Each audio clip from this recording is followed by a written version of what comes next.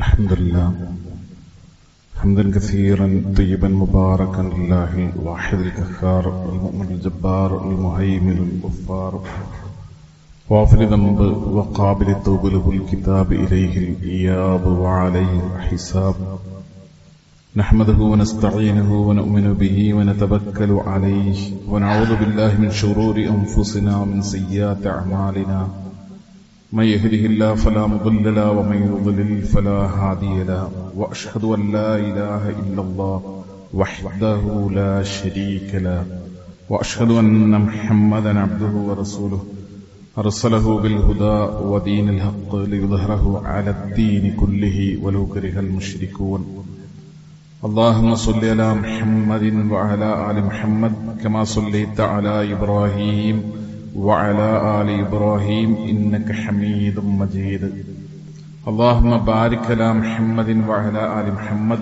كما باركت على إبراهيم وعلى آل إبراهيم إنك حميد مجيد أما بعد فإن خير الكلام كلام الله وخير الهدي هدي محمد صلى الله عليه وسلم وشر الأمور محدثاتها وكل محدثة بدعة وكل بدعة ضلالة يا أيها الناس أوصيكم وإياي بتقوى الله أعوذ بالله السميع العليم من الشيطان الرجيم يا أيها الذين آمنوا اتقوا الله حق تقاته ولا تموتن إلا وأنتم مسلمون بسم الله الرحمن الرحيم فمن يعمل مثقال ذرة خيرا يرى ومن يعمل مثقال ذرة شرا يرى ആദരണീയരായ വിശ്വാസികളെ, സഹോദരന്മാരെ, സഹോദരികളെ, കാരുണ്യവാനായ അള്ളാഹുവിന്റെ കൽപ്പനകളെയും നിർദ്ദേശങ്ങളെയും ശ്രദ്ധിക്കണമെന്നും സൂക്ഷിക്കണമെന്നും തഖ്വയോടുകൂടെ ജീവിക്കണമെന്നും ഓർമ്മപ്പെടുത്തുകയാണ്, ശക്തിയായി വസിയത്ത് ചെയ്യുക. പരിശുദ്ധ ഖുർആനും പ്രവാചക തിരുമേനി സല്ലല്ലാഹു അലൈഹി വസല്ലം തങ്ങളുടെ ചര്യകളും അനുസരിച്ച് ജീവിതങ്ങളെ ചിട്ടപ്പെടുത്തി നമ്മെ പിരിഞ്ഞ വിശ്വാസികളായ സഹോദരി സഹോദരന്മാർ, അള്ളാഹു അവരുടെ ജീവിതങ്ങളിൽ വന്നുപോയ വീഴ്ചകൾ പുറത്തു കൊടുക്കുകയും കാരുണ്യവാനായ റബ്ബ് സുബ്ഹാനഹു വ തആല നമ്മയും അവരെയും പരലോകത്ത് സ്വർഗത്തിൽ ഒരുമിച്ച് കൂട്ടുകയും ചെയ്യുമാറാകട്ടെ.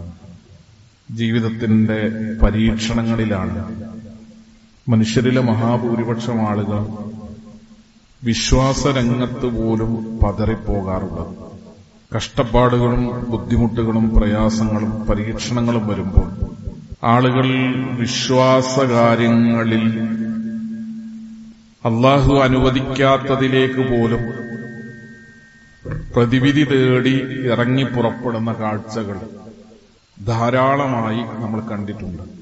35 വർഷം പ്രവാസ ജീവിതം നയിച്ച ഒരാൾ അദ്ദേഹം പറഞ്ഞു, ഞാൻ ഇന്ന് നിസ്സഹായനാണ്. എന്റെ 35 കൊല്ലം ജീവിതത്തിന്റെ നല്ലൊരു കാലയളവ് എന്റെ കുടുംബത്തിനും എന്റെ മക്കൾക്കുമൊക്കെ വേണ്ടി കഷ്ടപ്പെട്ട് ജീവിച്ച ഒരാളാണ്. ഞാനിന്ന് സ്വന്തമായ ഒരു വീട് പോലും ഇല്ലാതെ പെരുവഴിയിലാണ്. ഞാനൊരു കടയിൽ ജോലിക്കാരനാണ്. രാവിലെ 9 മണിക്ക് ജോലിക്ക് കയറി രാത്രി 9 മണിവരെയുള്ള സമയത്തിനിടയ്ക്കുള്ള ഒരുപാട് അധ്വാനങ്ങൾ, അത് കഴിഞ്ഞാൽ എനിക്ക് കിട്ടുന്ന തുച്ഛമായ ശമ്പളം. അയാളുടെ സങ്കടങ്ങൾ ഇങ്ങനെ പറയാം, അയാളുടെ പ്രയാസങ്ങൾ പറയാം. ഞാൻ അദ്ദേഹത്തോട് ഒരു കാര്യം മാത്രം ചോദിച്ചു. ശരീരത്തിന്റെ ഒരു ഭാഗം മുഴുവൻ തളർന്ന ആളുകളെ നിങ്ങൾ എപ്പോഴെങ്കിലും കണ്ടിട്ടുണ്ടോ?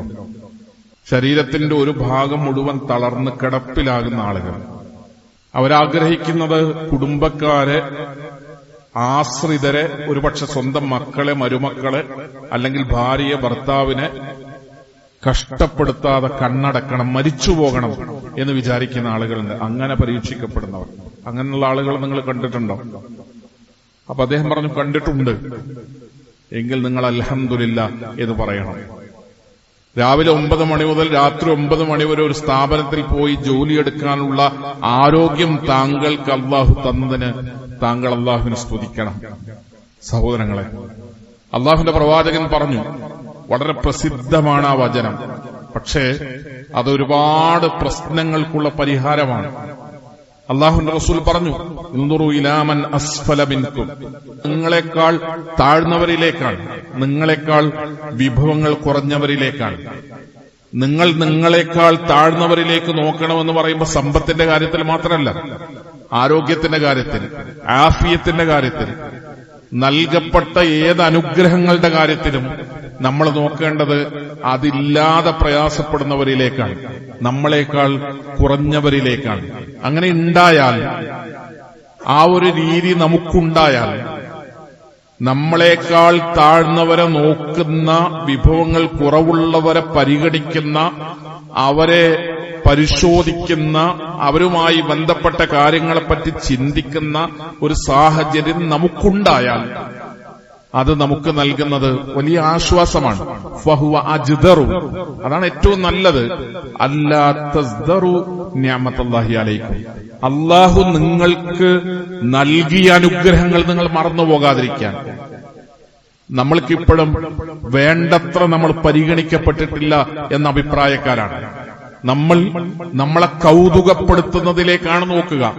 എനിക്കൊരു വാഹനമുണ്ട്, എന്റെ വാഹനത്തെക്കാൾ മുന്തിയ വാഹനങ്ങളാണ് എന്നെ കൗതുകപ്പെടുത്തുന്നത്, അതാണ് എന്നെ ആകർഷിക്കുന്നത്, അതാണ് എന്നെ ആശ്ചര്യപ്പെടുത്തുന്നത്, അതാണ് എന്റെ ചിന്തയെ മുഴുവൻ മതിച്ചുകൊണ്ടിരിക്കുന്നത്.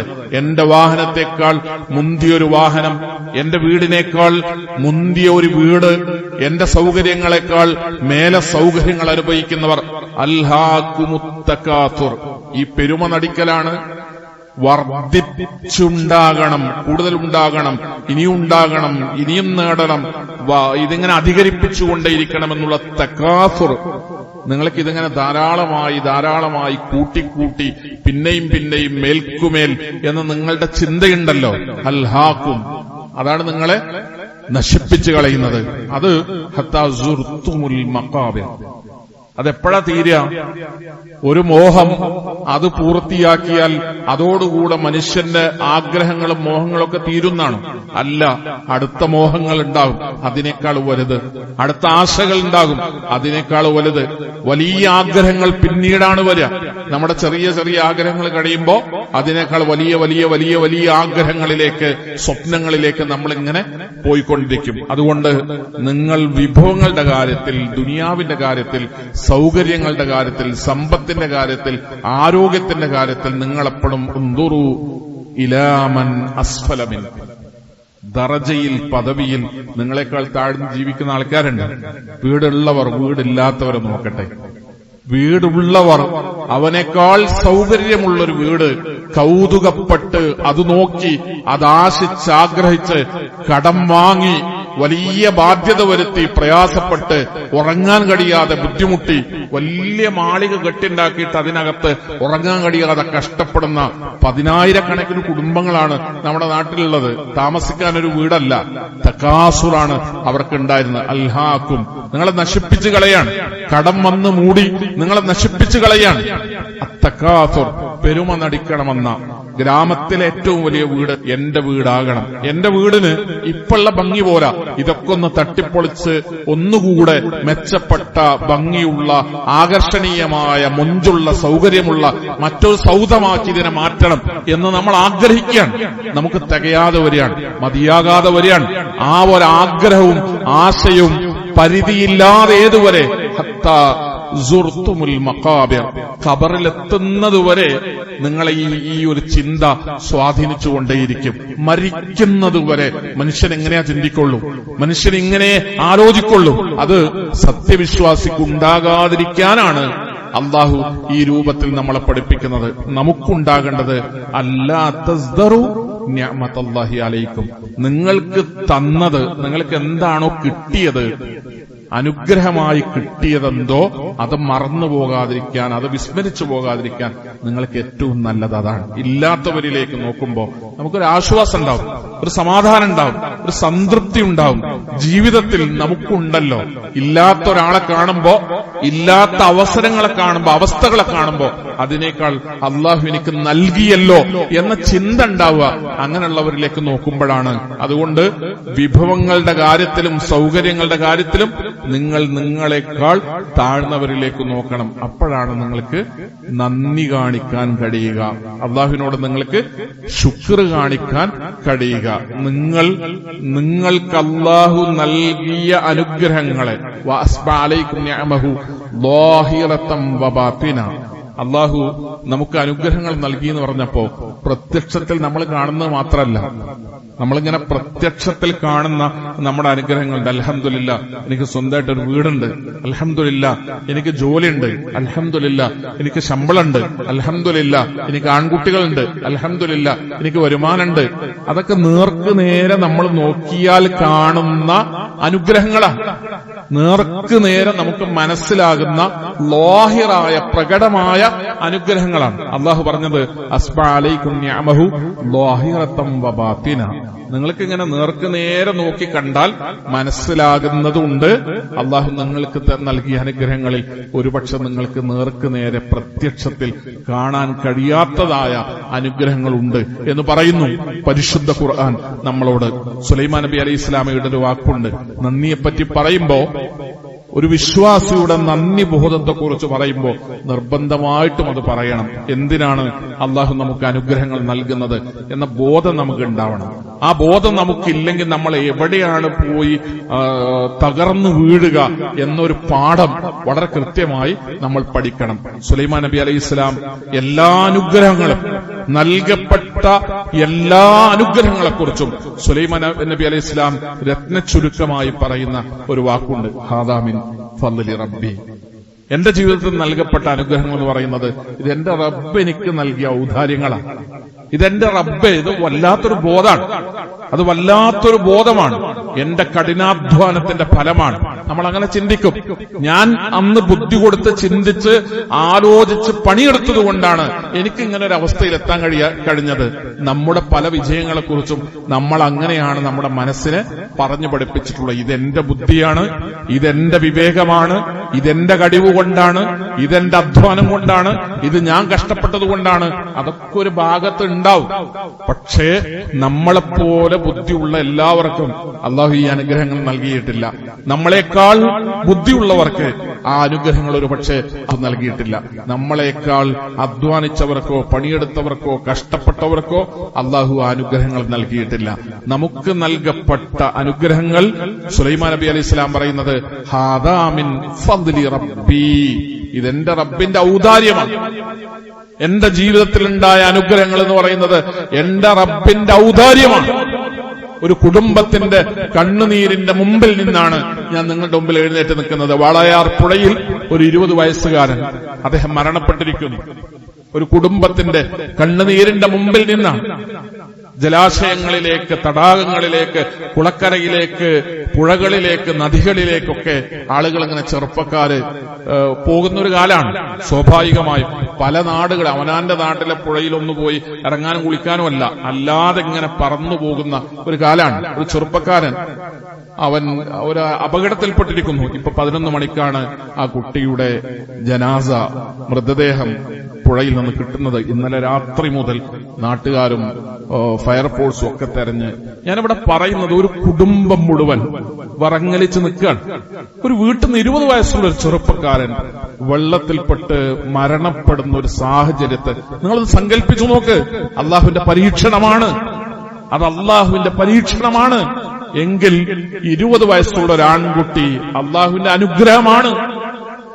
ജീവനോടുകൂടെ, ആരോഗ്യത്തോടുകൂടെ, ചുറുചുറുക്കോടുകൂടെ നമ്മുടെ വീട്ടിലുള്ള ആൺമക്കളും പെൺമക്കളും അള്ളാഹു തന്ന അനുഗ്രഹമാണ്.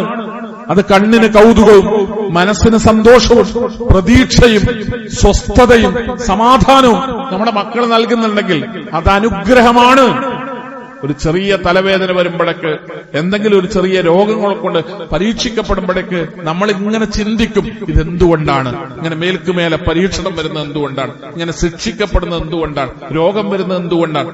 അള്ളാഹുവിന്റെ തീരുമാനങ്ങൾ മരണത്തിന്റെ രൂപത്തിൽ വന്നാലും നിങ്ങൾ ക്ഷമിക്കണം എന്ന് ആ കുടുംബത്തോട് പറയാം, ഉപ്പയോട് പറയാം, ഉമ്മയോട് പറയാം എന്നതല്ലാതെ നമുക്കെന്താണ് നിർവഹിക്കാൻ കഴിയുക? ആ കുടുംബത്തിന്, ആ കുട്ടിയുടെ ഉമ്മക്ക്, ബാപ്പക്ക്, കുടുംബത്തിന് അള്ളാഹു അവരുടെ മനസ്സിന് സന്തോഷവും സ്വസ്ഥതയും സംതൃപ്തിയും സമാധാനവും പ്രദാനം ചെയ്യുമാറാകട്ടെ. ആ കുട്ടിക്ക് അള്ളാഹു പരലോകത്ത് സ്വർഗം നൽകി അനുഗ്രഹിക്കുമാറാകട്ടെ. സഹോദരങ്ങളെ, അനുഗ്രഹങ്ങൾ അള്ളാഹു തരും. മക്കളെപ്പോലെ, സമ്പത്തിനെപ്പോലെ, വീടിനെപ്പോലെ, സൗകര്യങ്ങൾ, ജീവിതത്തിൽ ആരോഗ്യം, എഴുന്നേറ്റ് നിൽക്കാൻ, നടക്കാൻ അള്ളാഹു നൽകും. നമ്മുടെ മനസ്സിലുണ്ടാകേണ്ടുന്ന ബോധം എന്താണ്? ഹാദാ മിൻ ഫളിൽ റബ്ബി, ഇതെന്റെ റബ്ബിന്റെ ഔദാര്യമാണ്, പടച്ചോൻ തന്നതാണ്, എന്റെ കഴിവല്ല, ഞാനായതുകൊണ്ട് തന്നതല്ല, എന്റെ അധ്വാനം കൊണ്ടല്ല, ഞാൻ ഈ കുടുംബത്തിൽപ്പെട്ടത് കൊണ്ടല്ല. ഹാദാ മിൻ ഫളിൽ റബ്ബി, ഇതെന്റെ റബ്ബിന്റെ ഔദാര്യമാണ്. എന്തിനാണ് എന്റെ റബ്ബ് എനിക്ക് ഔദാര്യം തന്നത്? സുലൈമാൻ നബി അലൈഹി ഇസ്ലാം അതുകൂടെ പറയുന്നുണ്ട്. എന്തിനാണ് എന്റെ റബ്ബ് എനിക്ക് ഔദാര്യം തന്നത്? ലിയബ്ലുവനി, ലിയബ്ലുവനി, എന്റെ റബ്ബ് എന്നെ പരീക്ഷിക്കുകയാണ്, എന്റെ രക്ഷിതാവ് എന്നെ പരീക്ഷിക്കുകയാണ്. എന്റെ മനോഭാവം എന്താകും എന്ന് അല്ലാഹു നോക്കുകയാണ്, എന്റെ പ്രവർത്തനങ്ങൾ എന്താകും എന്ന് അല്ലാഹു നോക്കുകയാണ്, ഞാൻ എങ്ങനെയാണ് പ്രതികരിക്കുക എന്ന് അല്ലാഹു നോക്കുകയാണ്. ഹാദാ മിൻ ഫളിൽ റബ്ബി ലിയബ്ലുവനി, അല്ലാഹു എന്നെ പരീക്ഷിക്കുകയാണ്. അഷ്കുർ അം അക്ഫുർ, രണ്ട് രീതിയിലാണ് ഒരു മനുഷ്യന് അനുഗ്രഹങ്ങളോട് പ്രതികരിക്കാൻ കഴിയുക. അല്ലാഹു തന്ന അനുഗ്രഹങ്ങളോട് രണ്ട് രീതിയിലാണ് ഒരു മനുഷ്യന് പ്രതികരിക്കാൻ കഴിയുക. സുലൈമാൻ നബി അലൈഹി സ്വലാം പറയുന്നത്, അല്ലാഹു നോക്കുന്നത് ഞാൻ ശുക്ർ കാണിക്കുമോ അതല്ല ഞാൻ കുഫർ കാണിക്കുമോ എന്നാണ്. കാഫിർ, കുഫർ, ഒരു വലിയ ചർച്ച കേരളത്തിൽ നടന്നുകൊണ്ടിരിക്കുകയാണ് കാഫിറുമായി ബന്ധപ്പെട്ട്. കാഫിർ എന്ന് പറയുന്നതും കുഫർ എന്ന് പറയുന്നതും എന്താണ് സത്യത്തിൽ? കഫറ എന്ന് പറഞ്ഞാൽ മറച്ചുവെച്ചു എന്നാണ്. ആ പദത്തിന്റെ അർത്ഥം മറച്ചുവെച്ചു എന്നാണ്. നമ്മള് മണ്ണ് തുരന്നിട്ട് വിത്തതിൽ ഒളിപ്പിച്ചു വെച്ച് മണ്ണ് മൂടും കർഷകൻ. അതുകൊണ്ട് കർഷകൻ അറബിയിൽ കാഫിർ എന്നൊരു പേരുണ്ട്. മറച്ചുവെക്കുകയാണ്, വിത്ത് മണ്ണിങ്ങനെ ചുരണ്ടി മാന്തി വിത്തതിൽ ഇറക്കി വെച്ചിട്ട് മണ്ണ് മൂടും, ആ വിത്ത് ഒളിപ്പിച്ചു വെക്കും. അതുകൊണ്ട് ഭാഷയിൽ കർഷകൻ അറബിയിൽ കാഫിർ എന്നൊരു പ്രയോഗമുണ്ട്. കാഫിർ എന്ന് പറഞ്ഞാൽ മറച്ചുവെക്കുക എന്നതാണ്. സത്യത്തെ, വിശ്വാസത്തെ മറച്ചുവെക്കുന്നവൻ, അതാണ് കാഫിർ എന്ന് പറയുന്നത്. ശുക്ർ കാണിക്കാം നിങ്ങൾക്ക് അല്ലാഹു തന്ന അനുഗ്രഹങ്ങളോട്, അതല്ലെങ്കിൽ നിങ്ങൾക്ക് കുഫർ കാണിക്കാം. അല്ലാഹു തന്ന അനുഗ്രഹങ്ങളോട് ഖലീലമ്മാ തശ്കുറൂൻ, ഖലീലമ്മാ തശ്കുറൂൻ. പരിശുദ്ധ ഖുർആൻ കണ്ണിനെക്കുറിച്ചും കാതിനെക്കുറിച്ചും ഹൃദയത്തെപ്പറ്റിയും പറഞ്ഞിട്ട് നമുക്ക് അനുഗ്രഹം എന്ന് തോന്നണമെങ്കിൽ എന്തു വേണം? എപ്പോഴെങ്കിലും കാഴ്ചയുള്ള രണ്ട് കണ്ണുണ്ടല്ലോ, എന്റെ റബ്ബിനെ ഞാൻ സ്തുതിക്കട്ടെ, അങ്ങനെ നമ്മൾ പറയോ? എനിക്ക് സംസാരിക്കാൻ കഴിയുന്നുണ്ടല്ലോ, സംസാരശേഷിയുണ്ടല്ലോ, എന്റെ കാതിന് കേൾവി ശക്തി ഉണ്ടല്ലോ, എന്റെ റബ്ബിനെ ഞാൻ സ്തുതിക്കട്ടെ, അങ്ങനെ നമ്മൾ പറയോ? നമുക്ക് അനുഗ്രഹം തന്നു, എന്റെ റബ്ബ് എനിക്ക് അനുഗ്രഹം തന്നു എന്ന് തോന്നണമെങ്കിൽ പോലും നമ്മുടെ കണ്ണ് നിറയെ വിഭവങ്ങൾ ഉണ്ടാകണം. കണ്ണ് നിറയെ വിഭവങ്ങൾ തന്നാലേ എന്റെ റബ്ബനെ എന്നെ അനുഗ്രഹിച്ചു, അയാൾക്ക് എന്നത് തികയൂല.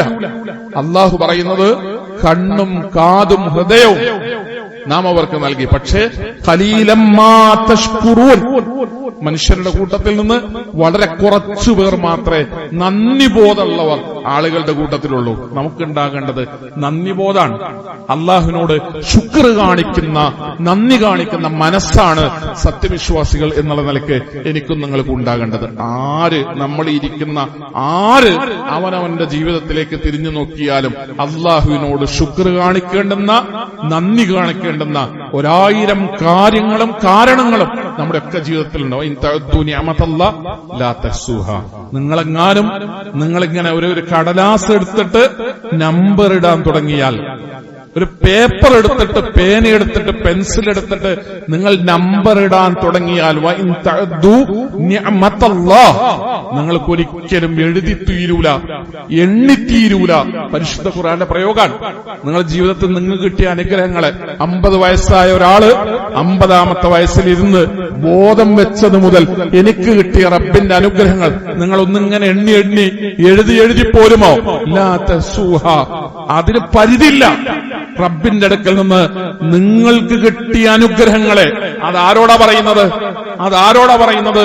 നാട്ടിലെ പ്രമാണിവർഗത്തോടല്ല, അതിസമ്പന്നരായ ഒരു കൂട്ടം ആളുകളോടല്ല, എല്ലാ മനുഷ്യന്മാരോടും അല്ലാഹു പറയുന്നു,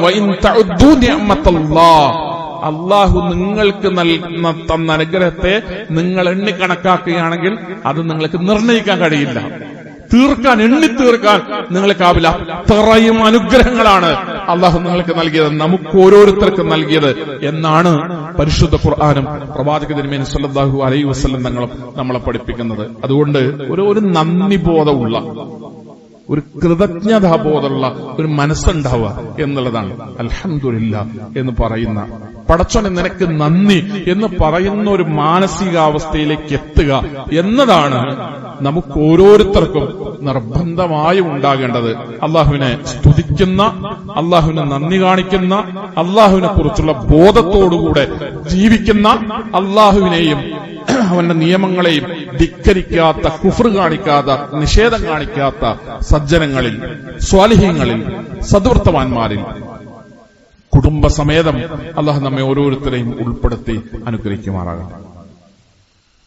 അൽഹംദുലില്ലാഹ്, വസ്സലാത്തു വസ്സലാമു അലാ റസൂലില്ലാഹി വഅലാ ആലിഹി വസ്വഹ്ബിഹി അജ്മഈൻ.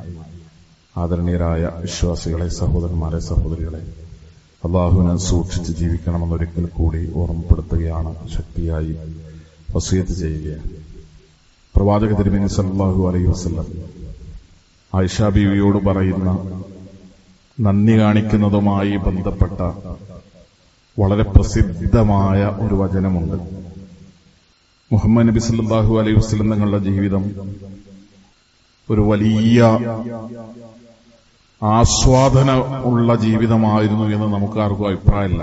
അല്ലാഹുവിന്റെ റസൂൽ ജനിക്കുന്നതിന് മുമ്പ് വാപ്പ മരണപ്പെട്ട്, ഉമ്മയെ നഷ്ടപ്പെട്ട്, എളാപ്പമാരെ നഷ്ടപ്പെട്ട്, വല്ലിപ്പയെ നഷ്ടപ്പെട്ട്, അനാഥത്വത്തിലൂടെ ജനിച്ച് വളർന്ന് ഒരു മനുഷ്യൻ അനുഭവിക്കാനുള്ള കഷ്ടപ്പാടുകളും പ്രയാസങ്ങളൊക്കെ അനുഭവിച്ച് അറിഞ്ഞ് ജീവിച്ച് കടന്നു വന്ന 40 വയസ്സ് കഴിയുമ്പോൾ വലിയ വലിയ പരീക്ഷണങ്ങളിലേക്ക് അള്ളാഹുവിന്റെ കൽപ്പന പ്രകാരം എടുത്തെറിയപ്പെട്ട മുഹമ്മദ് മുസ്തഫ സല്ലല്ലാഹു അലൈഹി വസല്ലം നമ്മളുടെ അനുഗ്രഹങ്ങൾ, ആസ്വാദനങ്ങൾ, സന്തോഷങ്ങൾ എന്നൊക്കെ പറയുന്ന കണ്ണട വെച്ച് നോക്കിയാൽ 63 കൊല്ലക്കാലത്ത് റസൂലുള്ളാഹിന്റെ ജീവിതത്തിനിടയ്ക്ക് അങ്ങനെ ആഘോഷിച്ചൊരു ദിവസം ഏതാണ്? അള്ളാഹുവിന്റെ റസൂൽ അങ്ങനെ ആസ്വദിച്ച് ജീവിച്ച ഒരു ആഡംബര ജീവിതം നയിച്ചൊരു ദിവസം ഏതാണ്? അങ്ങേയറ്റത്തെ അനുഗ്രഹങ്ങൾ അനുഭവിച്ചുകൊണ്ട് റസൂൽ ജീവിച്ച ഒരു ദിവസം ഏതാണ്? 2 മാസക്കാലമാണ് ഏറ്റവും കൂടിയ കാലയളവ് ഹദീസുകളിൽ അള്ളാഹുവിന്റെ റസൂലിന്റെ പട്ടിണിയെപ്പറ്റി, അടുപ്പ് പുകയാത്ത റസൂലുള്ളാഹിന്റെ വീടിനെപ്പറ്റി 60 ദിവസത്തിലേറെ എന്ന പ്രയോഗമാണ് 2 മാസത്തിലേറെ കാലം എന്നാണ്. അങ്ങനെ ജീവിച്ച ഒരാൾ, അദ്ദേഹം രാത്രി നിന്ന് നമസ്കരിക്കുമ്പോൾ, സുബഹി മുതൽ ഇശാ വരെയുള്ള നിർബന്ധ നമസ്കാരങ്ങൾ കഴിഞ്ഞ് രാത്രി റസൂൽ എല്ലാവരും ഉറങ്ങുമ്പോൾ എഴുന്നേറ്റ് നിന്ന് റസൂലുള്ളാഹി സ്വല്ലല്ലാഹു അലൈഹി വസല്ലം തങ്ങളിൽ നിന്ന് നമസ്കരിക്കുമ്പോൾ രാത്രി നമസ്കാരങ്ങളിൽ റസൂൽ ദീർഘമായി ഖുർആൻ ഓതും. കുറേ സമയം നബി സല്ലല്ലാഹു അലൈഹി വസല്ലം തങ്ങൾ ഓതി അങ്ങനെയാണ് നിസ്കരിക്കുക, ഒരുപാട് സമയം. അങ്ങനെ ദീർഘമായി ഖുർആൻ ഓതിയിട്ടാണ് പ്രവാചക തിരുമേനി സല്ലല്ലാഹു അലൈഹി വസല്ലം തങ്ങൾക്ക് നിൽക്കുമ്പോൾ, നിസ്കാരത്തിന് വേണ്ടിയൊക്കെ നിൽക്കുമ്പോൾ അതിൻ്റെതായ പ്രയാസങ്ങളുണ്ടായി. ഒരുപാട് സമയം ഇങ്ങനെ നിൽക്കുന്നതിന്റെ പ്രയാസങ്ങളുണ്ടായി. അള്ളാഹുവിന്റെ പ്രവാചകന്റെ കാലിൽ നീര് വന്നു. അപ്പോഴാണ് ആയിഷ ബീവി ഒന്ന് ചുരുക്കിക്കൂടെ നബിയെ എന്ന് ചോദിക്കുന്നത്. നിസ്കാരത്തിന്റെ സമയം ഒന്ന് ചുരുക്കാൻ, നിസ്കരിക്കാതിരിക്കാനല്ല, അതിന്റെ ദൈർഘ്യം ചുരുക്കാൻ ആയിഷ ബീവി അഭിപ്രായം പറയുന്നത്. അവിടെയാണ് അള്ളാഹുവിന്റെ റസൂലിന്റെ പ്രസിദ്ധമായ വചനം ശുക്റുമായി ബന്ധപ്പെട്ടുള്ളത്. അഫലാകൂന അബ്ദൻ ശുക്കൂറായ ആയിഷ മുഹമ്മദിന് ഒരു നന്ദിയുള്ള അടിമയായിക്കൂടെ എന്ന് ചോദിക്കാൻ. എന്തിനാണ് രാത്രി ഇത്ര ദീർഘമായി ഇത്ര നേരം നിന്ന് ഓതി രാത്രി നമസ്കാരം നിർവഹിക്കുന്നത്? എന്തിനാണ്? ഞാൻ എന്റെ റബ്ബിനോട് ശുക്ർ കാണിക്കുകയാണ്, ഞാൻ എന്റെ റബ്ബിനോട് നന്ദി കാണിക്കുകയാണ് ആയിഷ, അതെനിക്കായിക്കൂടെ എന്നാണ് പ്രവാചക തിരുമേനി സല്ലല്ലാഹു അലൈഹി വസല്ലം തങ്ങൾ ആയിഷ ബിവിയോട് ചോദിക്കുന്നത്. നമസ്കാരം ശുക്റാണ്. നമസ്കാരം എന്ന് പറയുന്നത് ശുക്റാണ്, അള്ളാഹുവിനുള്ള നന്ദി പ്രകടനമാണ് നമസ്കാരം എന്ന് പറയുന്നത്. സുബഹി നമസ്കാരം നഷ്ടപ്പെടുന്നവർ, ഒരല്പം നേരത്തെയാണ് സുബഹി നമസ്കാരം. സുബഹി നമസ്കാരം നഷ്ടപ്പെടുന്നവർ, ഉറങ്ങിപ്പോകുന്നവർ, എഴുന്നേൽക്കാത്തവർ, പള്ളിയിലെത്താത്തവർ നമ്മുടെ ഉണ്ടാകാം. സഹോദരങ്ങളെ, നമസ്കാരം റബ്ബിനോടുള്ള നന്ദി പ്രകടനമാണ്. ജമാഅത്ത് നമസ്കാരങ്ങൾ നഷ്ടപ്പെടുന്നവർ, ഒരു ദിവസത്തിൽ 1-2 വക്തൊക്കെ നിസ്കരിച്ച് മറ്റു വക്തുകൾ നഷ്ടപ്പെടുന്നവർ, നമസ്കാരത്തിന്റെ കാര്യത്തിൽ വേണ്ടത്ര സൂക്ഷ്മത പാലിക്കാത്തവർ, അല്ലാഹുവിന്റെ റസൂല് രാത്രി നമസ്കാരത്തെ കുറിച്ചാണ് പറയുന്നത്. ഉറങ്ങി നാട് ലോകം മുഴുവൻ ഉറങ്ങുമ്പോ ഉറക്കിൽ നിന്ന് എഴുന്നേറ്റ് തതജാഫാ ജുനൂബുഹും അനിൽ മലാജി യദഊന റബ്ബഹും ഖൗഫൻ വതമഅൻ, പേടിച്ചിട്ട് നിസ്കരിക്കുന്ന, പ്രതീക്ഷ കൊണ്ട് ഉറക്കമുണർന്ന് നമസ്കാരത്തിലേക്ക് തിരിയുന്ന, അങ്ങനെ പ്രയോഗമാണ് പരിശുദ്ധ ഖുർആനിലുള്ളത്. ഭയം കൊണ്ട് ഉണരുക, പേടി കാരണം ഉറക്കിൽ നിന്നുണർന്ന് രാത്രി നമസ്കാരം നിർവഹിക്കുന്നവർ, പ്രതീക്ഷകളെ കൊണ്ടും സ്വപ്നങ്ങളെ കൊണ്ടും ഉറക്കിൽ നിന്നുണർന്ന് രാത്രി നമസ്കാരം നിർവഹിക്കുന്നവർ, അവർ അള്ളാഹുവിനോട് പ്രാർത്ഥിക്കുന്നവരാണ് എന്ന് പരിശുദ്ധ ഖുർആൻ സൂറത്ത് സുമറിൽ രാത്രി നമസ്കാരത്തെ കുറിച്ച് പുകഴ്ത്തി പറഞ്ഞ് നമുക്ക് കാണാൻ കഴിയും. ഞാനവിടെ പ്രവാചക തിരുമേനി സല്ലല്ലാഹു അലൈഹി വസല്ലം തങ്ങളുടെ രാത്രി നമസ്കാരം എന്ന് പറയുന്നത് അഫലാകൂന അബ്ദൻ ശുക്കൂറ, നന്ദിയുള്ള അടിമയാകാൻ വേണ്ടിയാണ്. സഹോദരങ്ങളെ, എന്താണോ പടച്ചോനോട് നന്ദി കാണിക്കാൻ, നമുക്ക് പ്രകടിപ്പിക്കാൻ, നമുക്ക് ചെയ്യാനാവുക, അതിലേറ്റവും പ്രധാനപ്പെട്ടതാണ് നമസ്കാരം എന്ന് പറയുന്നത്. നമ്മൾ എന്ത് ചെയ്താലും ഖൈറാണെങ്കിലും ഷർറാണെങ്കിലും ഫമയഅമൽ മിസ്കാല ദർറത്തിൻ ഖൈറൻ യറ, എത്ര ചെറുതാണെങ്കിലും അള്ളാഹുവിനോട് നന്ദി കാണിക്കാൻ നന്മയുടെ മാർഗത്തിൽ നമുക്ക് ചെയ്യാൻ കഴിയുന്ന ഒരു ചെറിയ കാര്യത്തെയും നമ്മൾ വിട്ടുകളയേണ്ടതില്ല. ഫമയഅമൽ മിസ്കാല ദർറത്തിൻ ഖൈറൻ യറ, എത്ര ചെറിയ നന്മയാണെങ്കിലും അതിങ്ങനെ തെളിഞ്ഞു കാണുന്ന ഒരു ദിവസമാണ് നിങ്ങൾക്ക് വരാനുള്ളത്. എത്ര ചെറിയ തെറ്റുകളാണെങ്കിലും അത് പൊറുക്കപ്പെട്ടില്ലെങ്കിൽ അത് തെളിഞ്ഞു കാണുന്ന ഒരു ദിവസത്തിലേക്കാണ് നിങ്ങൾക്ക് കടന്നു പോകാനുള്ളത്. അള്ളാഹുവിനെ ഭയപ്പെടുന്ന, അള്ളാഹുവിനെ സൂക്ഷിക്കുന്ന, അള്ളാഹുവിന്റെ കൽപ്പനാ നിർദ്ദേശങ്ങൾ ശ്രദ്ധിച്ചും അനുസരിച്ചും പാലിച്ചും ജീവിക്കുന്ന സജ്ജനങ്ങളിൽ, സ്വാലിഹ്യങ്ങളിൽ, സദ്വൃത്തവാന്മാരിൽ കുടുംബസമേതം അള്ളാഹു നമ്മെ ഉൾപ്പെടുത്തി അനുഗ്രഹിക്കുമാറാകട്ടെ. തഖ്വയോടുകൂടെ ജീവിക്കാനും ഈമാനോടുകൂടെ മരണപ്പെടാനുമുള്ള സൗഭാഗ്യം അള്ളാഹു നമുക്ക് ഓരോരുത്തർക്കും പ്രദാനം ചെയ്യുമാറാകട്ടെ. നമ്മുടെയൊക്കെ ജീവിതത്തിൽ വന്നുപോയ തെറ്റുകുറ്റങ്ങളും പാപങ്ങളും അബദ്ധങ്ങളും തിന്മകളും അള്ളാഹു നമുക്ക് വിട്ടുപുറത്ത് മാപ്പാക്കി തെരുമാറാകട്ടെ.